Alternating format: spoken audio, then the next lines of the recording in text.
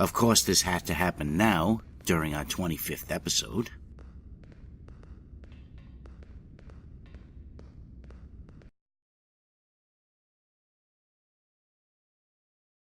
Come on, guys, let me out of here. This is ridiculous. I'm fine. Everyone gets a little angry sometimes. Sorry, KF, can't do it. You lost it. Well, we're gonna get you help, really. Don't worry, it's just temporary. You'll be out in no time. Look, I can't stay in here. I was just being a butthurt dumbass. I'm sorry. I say mean things when I'm angry. You threatened to kill us. Oh, you have to know I didn't mean it. Besides, I'm fine now, really. Go ahead. Say something. Really, I'm as calm as either of you. So, did you get a chance to play that new exploit mission? I got a mountain of dilithium. I'll kill you! I'll kill you, traitorous swine! If I ever get out of here, you're dead. Do you hear me? Dead.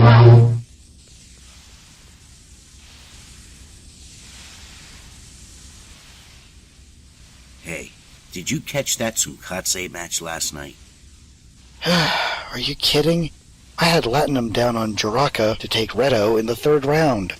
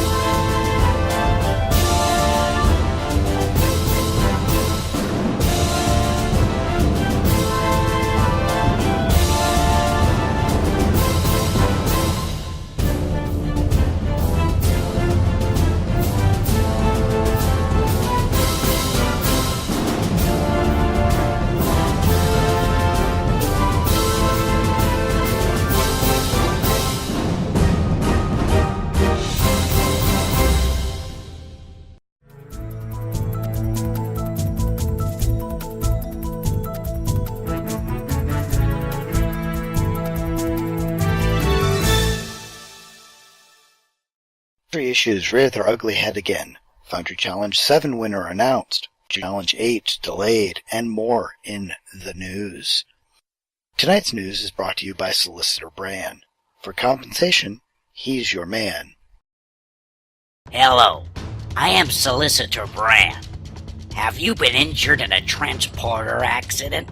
Or maybe some careless hoarder rubbed against you in the turbo lift someplace, causing 3rd-degree burns? How about all those terrible viruses that alien visitors bring with them to your planet? It's enough to make your lobes itch. Well, I'm here to tell you that you could be entitled to gold-pressed latinum, and a lot of it. Like the 182nd rule of acquisition states, if all else fails, sue. That's where I come in. I will fight to my last breath to get us the latinum you deserve, or at least what you could get. Just listen to Mr. Bollock, one of my clients. It's true. My wife and I were finally able to get away to Riza for a well-earned vacation. We arrived as planned and beamed down from a Bolian transport vessel with the rest of the passengers. When we reached the surface, one of my kidneys had been replaced with some Andorian woman's carry-on bag. Later that night, a lifeguard had to pry my missing kidney out of a stray targ's mouth. It really put a damper on the whole vacation. Somebody had to pay, and Solicitor Bran made sure they did. Thank you, Mr. Bollock.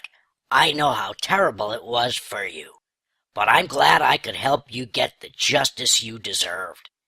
The transport owner took care of all Mr. Bollock's medical expenses and extended hospital stay. And I didn't even collect a single slip of latinum, thanks to Mrs. Bollock and her talent for umox. And remember, if I don't win, you don't pay much. Bran, he'll fix your problem if he can. Oh, Bran, for compensation, he's your man. Foundry issues return. Last Primetime News, I reported that it looked as though the issues with the Foundry editor were on the mend and things were returning to normal. Sadly, I must retract this news story, as no sooner was this broadcast recorded than the latency issues and saving issues returned. We can only hope that efforts will be redoubled to make this go away and our lives will once again be improved. Foundry Challenge 7 winner announced. The winner of the challenge was Alpha Flight by Rem Air Tamak. It is a level 31 plus mission, and runners-up for the challenge also include our own Kirkfat with Waiting for the Light, Ricky Smith 1 with Inner Space, and P. Sutherland with Beneath the Skin. Foundry Challenge 8 delayed. Due to the current state of the Foundry editor and some public backlash, Foundry Challenge 8 has been delayed indefinitely. We will of course keep you posted on the situation when it changes. And now, a brief editorial. While this makes us at PrimetimeUGC sad to see such events have transpired, we feel that this is a good call. The current state of the Foundry is not optimal for introducing new users to it at this time, nor is it pleasant to work in for those experienced with its arcane ways. It is our fondest hope that this will be a wake-up to the powers that be, that things have been going on for far too long now. While I can understand that there's a lot on the plate for the team, with the completion of one major project, the cleanup of issues created across the board, and the preparation for the next big thing, Legacy of Romulus launched May 21st. It is now turning to August, and these issues are still outstanding. Maps still take an absurd amount of time to load and preview. Saves are spotty sometimes, with outright failures. Some people cannot even create characters to edit Foundry missions, and of late, disconnects have been occurring from the editor, exacerbating all of this situation. It would be nice to see and hear some progress being made on this front, but I do digress from the news. Which leads us to State of the Game released.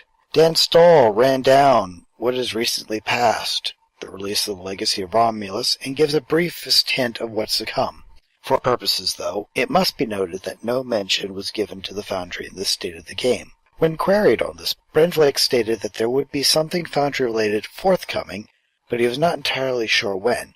We will, of course, continue to monitor this for you, gentle beings. Star Trek Las Vegas. Multiple Star Trek Online events have been set for Star Trek Las Vegas. A Hanging with the Devs event at the iBar in the Rio is open to anyone 21 years of age or older. Sorry, Oliver. Even if you were there, you couldn't attend. And of course, there's the Dev panel, which will be the highlight of the Star Trek Online experience there, featuring Dan Stahl, Captain Gecko, Thomas the Cryptic Cat, and everybody, but except maybe Kirkfat's favorite community manager, Bran Flakes. If any gentle listeners out there are attending, ask for us some Foundry questions, would you? And if you could get us a copy of the whole shebang on audio, that would be even better. Trek Radio will also be broadcasting a Legacy of Romulus panel on Friday, August 9th, featuring Denise Crosby, who will be sitting down with Captain Gecko and Bran Flakes to discuss how she fits into the grander scheme of all things Star Trek Online. Guest blog, Star Trek Online podcasts. Midnight 7 posted a guest blog about the wider world of internet podcasters that ply their craft to be entertaining and informative to the wider Star Trek Online community. And he even somehow managed to include us in the list. Will wonders ever cease? PvP Boot Camp update. For those of you who like the pew-pew, go check out what's been going on. There's been a lot of movement in the command ranks as real life takes a bite at a time for some. To give thanks to those involved with their time and effort to try and make shooting someone in the face a more enjoyable event. Gold Sale. 3-month subs on for gold members are now on sale. They are presently buy 2, get 1 free, with a 3-month sub costing $20. This will get you 2 months of a 500 cent stipend, expanded bank slots, and of course, Foundry slots. If you've ever considered doing this, now might be the time to try it out. Dilithium Mine Project 3 has been announced. This project adds miners and workers to the various confines of the ground maps.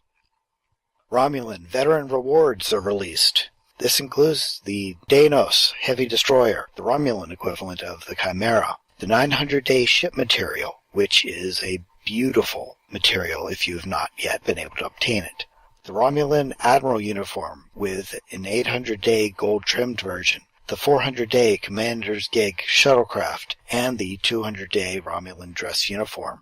Legacy of Romulus packs, which contain the various ships, the Riemann costumes and such, are now purchasable in the C-Store for the convenience of those who would rather pay Zen to get the pack in-game as opposed to outside. Carrier interface changes to the way the pets are controlled are coming soon. If you fly one of these ships, head over to Tribble and check them out. The ARC system. Much has been mentioned about this system, which for those of you who don't know is basically Perfect World's wrapper for all of their products, much like Steam and Origin are. It has its pros and cons, and I will leave it up to you to decide where you stand on things. And finally, Priority 1 visited Cryptic, and in multiple interviews they sat down with Captain Gecko and got some peeks of things to come and some things we've already seen. Subspace Radio sat down with Cryptic Kestrel and chatted with her about her role in the game.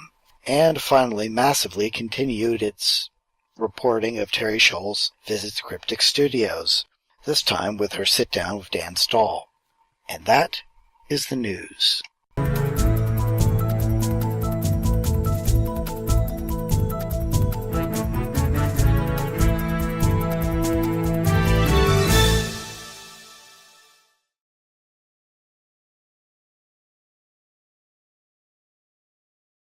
Welcome to Primetime UGC's mini-mission review, and for our 25th episode, we're reviewing a mission called Duratanium Man by Zorbane. Beginning in the Rye system, you are invited to a future version of the World's Fair to witness the latest breakthroughs in technology from around the galaxy. There you are directed to meet with brilliant but flawed scientist Johnny Clark. Without giving the mission away, I'll only say that some of the tech needs refinement. There is a lot of it to see, and other parties present are interested in a particular gadget for their own dubious reasons. I really enjoyed playing this story again. It's a great story. I think its biggest strength is the characters, who are often quite charming and humorous. The story is also interesting and easy to follow. One thing I will say is that for some Trek fans, it might break some immersion due to its style. To me, it feels like an episode of Stargate SG-1, the good Stargate. And I'm not just referring to the character of Neil O'Jack. There's just something about the style, humor, and some of the stereotyped characters that felt like Stargate. Now, I love Stargate, so I love this mission, but I can imagine that a super serious Canaanite might object to the style. Story gets 4.5 stars, now on to map design. Running through this mission was visually satisfying, but nothing jumped out right away. There were bare-walled interiors that KF discusses in a minute, and the space maps were competently designed. I was expecting solid work from Zorbane, and it definitely is, but at one point, when I did not expect it, he revealed a truly great interior map that I didn't see coming.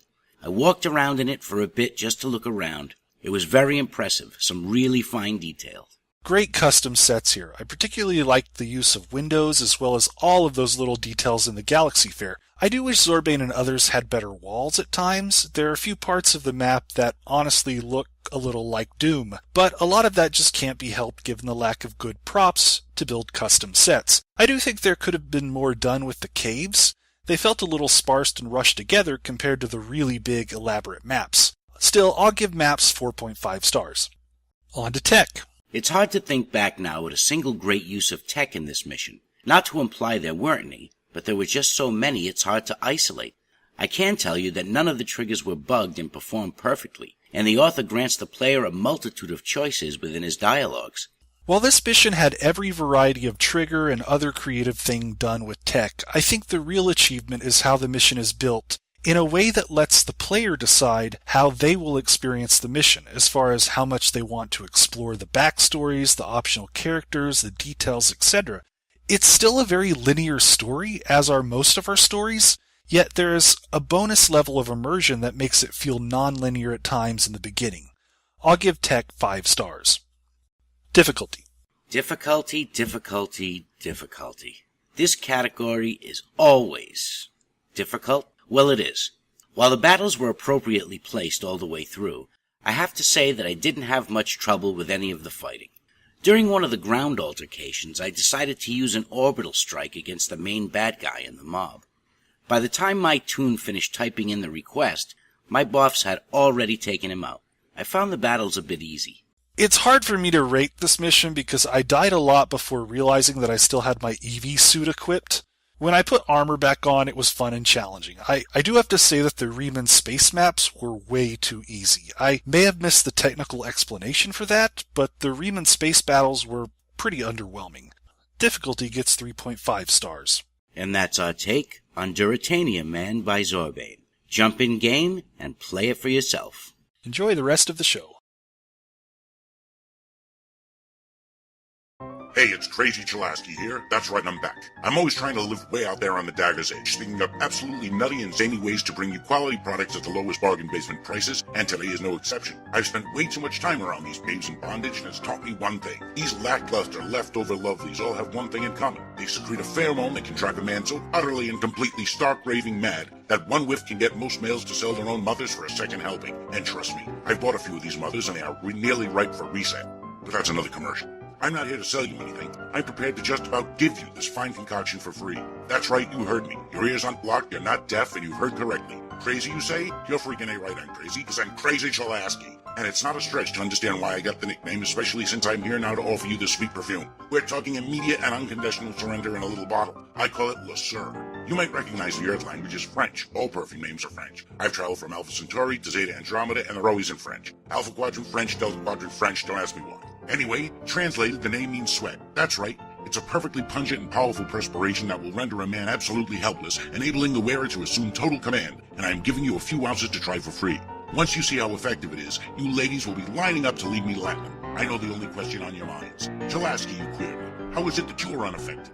Well, that's easy. When I was but a lad, Mother Chalaski warned me of this post-pubescent peril. In a monumentally masochistic maneuver, I took a piping hot poker to my olfactory membranes, nullifying that nasal nightmare. The pain was such that I sacrificed my sanity, but it was worth it. I can now continue to sell off my stable of slightly soiled sluts at drastically reduced prices. So to get your sample of Le Sur, send your name and address to gww.sweat.aquad.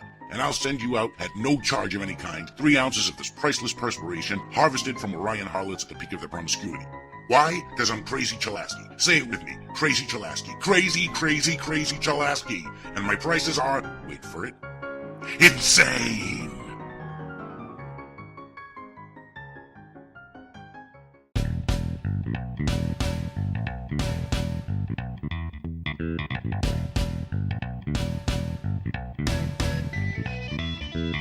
Welcome to Kirk's Fat Assets. In this edition, I'll be counting down the top 10 props on Bajor that I'd love to see in the Foundry. Without further ado, let's do it. Number 10. This banner. I like it because it moves and it seems fairly generic. There are lots of times when I'm building an alien city and I really wish I had props like this one. It's pretty nice. Number 9. This light. We have some lampposts somewhat similar to this, but they're far too industrial looking for a place like Ryza or inside of a cave. Having these lights would help out many authors who could use them in lots of creative ways. Number 8. This tree. Yes, I know we have lots of trees in the Foundry, but none of them look this nice and realistic. Please add. Number 7. The orb. There's a starburst effect that works really well with the orb on the DS9 map. The problem is, well, the orb's stuck on the DS9 map, so anytime a Foundry author needs to use the orb, then he or she has to use the DS9 map. For the love of the prophets, add in the orb. Number 6. The vendor booth. Having more props like this would help us add lots of nice details to custom cities. It would also give us a more realistic way to give players a fetch quest for certain items. Please add. Number 5. This bench. We have almost nothing that resembles outdoor seating in the Foundry. We could do a lot of useful things with this bench. It's also so generic that it would fit with a lot of different settings. Number 4. The water. If we had a 40 by 40 flat and transparent surface area of water, we'd use it for all kinds of things, from adding water puddles to hilly maps to making a hot tub. This kind of prop is a must-have. Number 3. This bridge. I don't know if it's even textured on the top, but I really want it or something like it. The closest thing to it is the rope bridge. I want to build better sky cities, and this bridge would go a long way in helping me to do that. Number 2.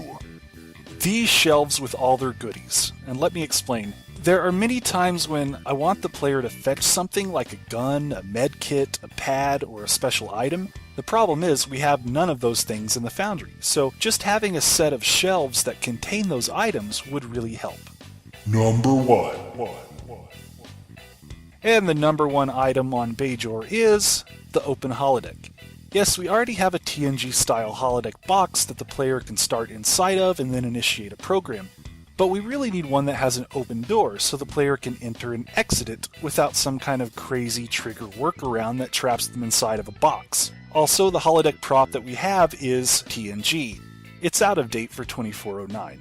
So those are my top 10 picks for Bajor. May the prophets guide the Foundry out of darkness and into the light.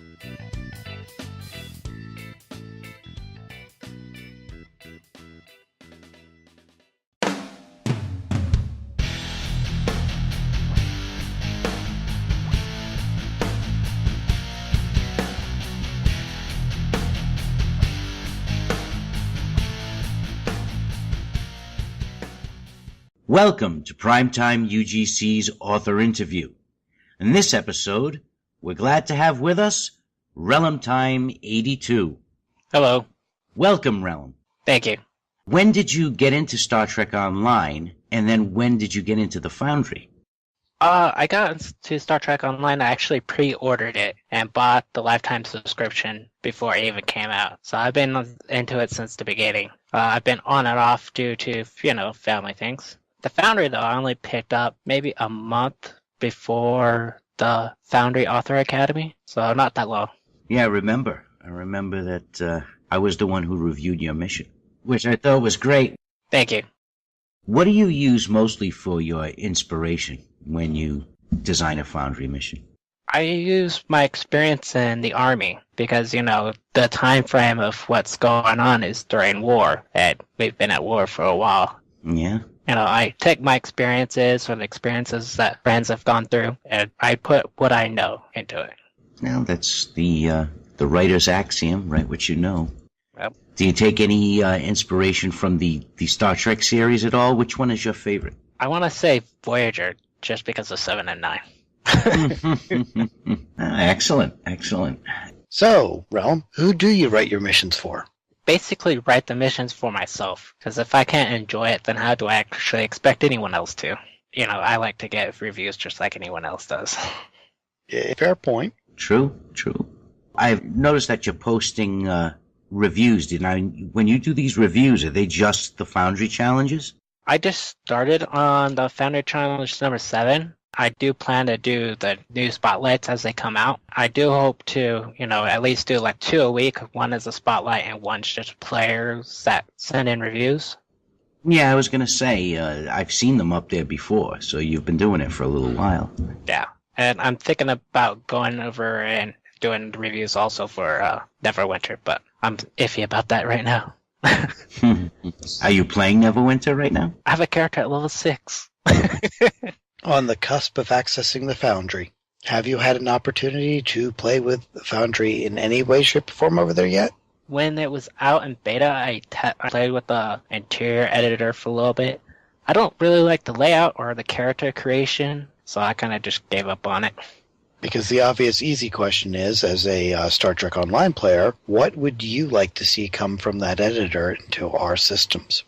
The teleports. I like to be able to actually move people from point A to point B without having to use a trick. Yeah, that's a good one, only I'd like to have more control over it. You'd like to be able to shut it behind you if you don't want them to travel back, No, of course. Especially if you do, beaming ends. When you're playing other people's Foundry missions, what are you looking for as a player? As a player, I'm looking for anything that keeps me into the story or into the mission. If it gets boring or it just starts becoming ridiculous, I can't play the mission no more. Unless I'm reviewing it, then I tough to the end of it. What about your own missions? Do you tend to tell more story-oriented missions, or do you have a lot of battle in them? I mainly focus on story, I like to throw in battles, just so the players won't get bored. But, I try to keep it balanced, but I think I lean more towards story than I do battles. At least that's my opinion. I don't know what everyone else thinks. If you could have one item added to the Foundry at this time, be it from any source, be it an item or an ability, other than, let's say, the teleporters, what would it be? From Neverwinter? Well, it doesn't have to be Neverwinter. It could be an ability like something you've seen in-game. It could be something completely outside of the game. It could be an item. If you could magically appear in the studio and go, make it so, and it was, what would it be? A 3D editor. A wireframe, at least, I don't need the pictures on the map to tell me what it is. I just need the actual size and measurements, so I can properly place it on the map. Of all the Foundry missions that you've played, whose mission has impressed you the most? And it can be your own. To say Green Dragoons in the Shadow of Midas Part 1, because, it kept me on my edge of my seat through the whole entire mission. At the end, with the cliffhanger, I was screaming at my computer, like, why do you have to end there? So I'm waiting for Part 2 to come out. And I believe he's been working on that for quite a while now. For almost a year. Yeah. Well, should be worth it. I hope so. Now it's time for our wrap-up questionnaire that we call the Primetime 5. We'll ask 5 questions for you to answer, each with a choice. No elaboration necessary. Your answers will tell our viewers a little more about you. First up, Coke or Pepsi? Pepsi. Constitution or Galaxy class? Galaxy. Kirk or Picard? Kirk. Coffee or tea? Neither, actually. But I'll go tea. Klingon or Romulan? Klingon. Okay, very interesting. That's going to do it for this week's author interview. Thank you so much, Relum, for joining us. Thank you for having me. Oh, not a problem. Anytime. Please keep giving us content.